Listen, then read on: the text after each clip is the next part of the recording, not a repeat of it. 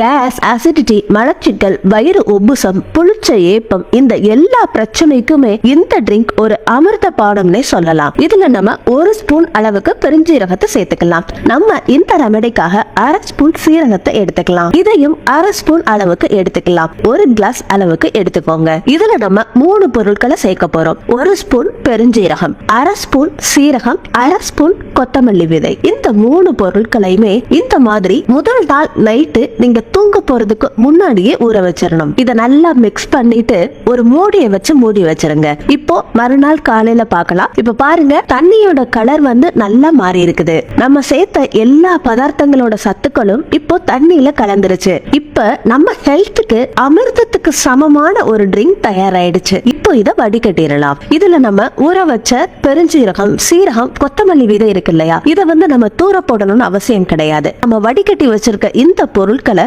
1 class அளவுக்கு தண்ணி எடுத்துட்டு இதுல நம்ம சேர்த்துடலாம். இந்த பொருட்களை நம்ம ஒரு நாளைக்கு 2 தடவை பயன்படுத்தலாம். இந்த ட்ரிங்க நம்ம ஈவினிங் டைம்ல டீ குடிப்போம் இல்லையா, அந்த நேரத்துல இதை எடுத்துக்கோங்க. இல்லாட்டி இந்த ட்ரிங்க நைட்டு முழுவதுமா ஊற வச்சு கூட காலையிலயும் குடிச்சுக்கலாம். ஆனா ஒரு நாளைக்கு 2 தடவை குடிச்சோம்னா நல்ல ரிசல்ட் கிடைக்கும். இந்த ட்ரிங்க் நம்ம முழு உடல்லையும் தலை முதல் கால் வரை என்ன பிரச்சனை இருந்தாலும் சரி செய்யும்.